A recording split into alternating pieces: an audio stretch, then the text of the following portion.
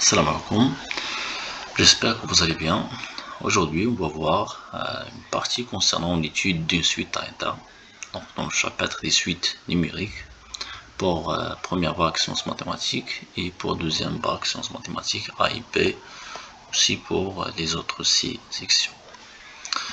Donc, on commence ici par l'énoncé de l'exercice. On considère les suites U de n, V de n, définies pour tout entier naturel n non nul par ce qui suit.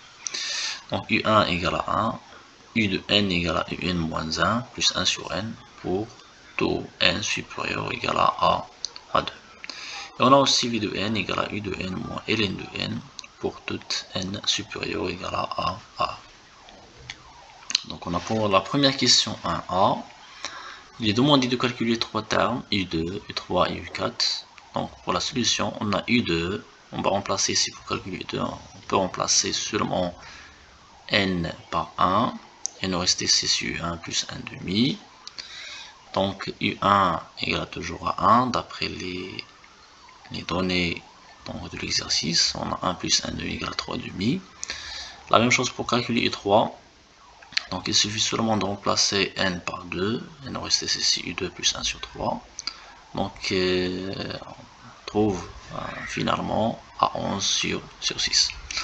U4 de la même manière, on remplace seulement n par 3 et on trouve U3 plus 1 sur 4, donc égal à toujours à 25 sur 12.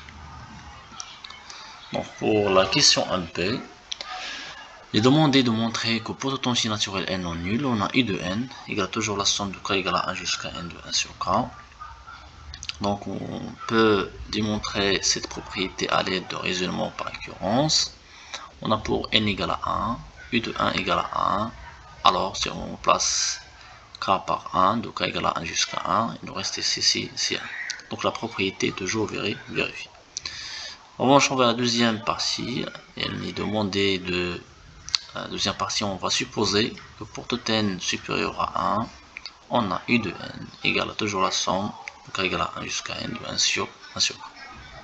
Il va montrer la propriété qu'il est vrai pour n plus 1. Donc on a premièrement UN plus 1 égale à UN plus 1 sur n plus 1.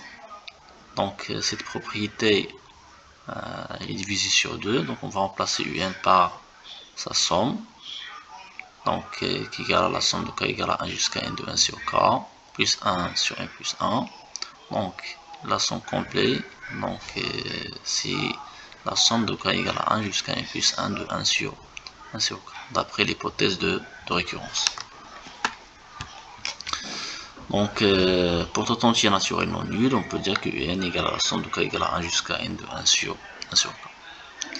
Pour la deuxième question, question 2a, il est demandé de montrer que pour tout entier naturel k non nul, on a la fonction suivante, donc définie par l'intégrale de k plus 1 sur x d de x, est comprise entre 1 sur k plus 1 et 1 sur k.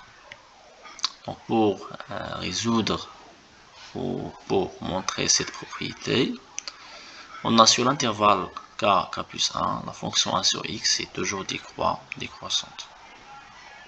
Et on a ici pour tout x de k plus 1, on a 1 sur x est comprise entre 1 sur k plus 1 et 1 sur k.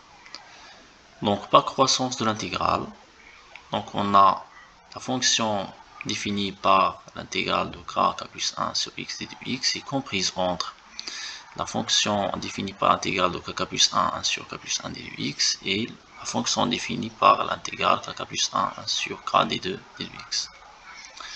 Donc par convention, on trouve que premièrement, on peut calculer cette intégrale. On a la fonction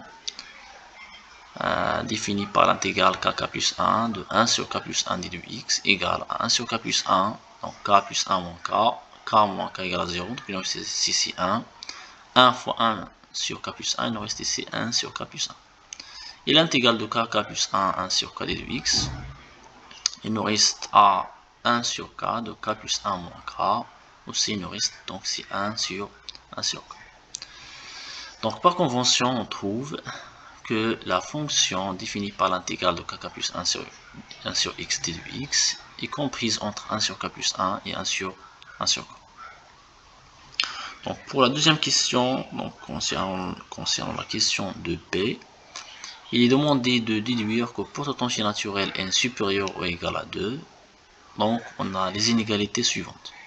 On a ln de n est comprise entre i de n moins 1 et i de n.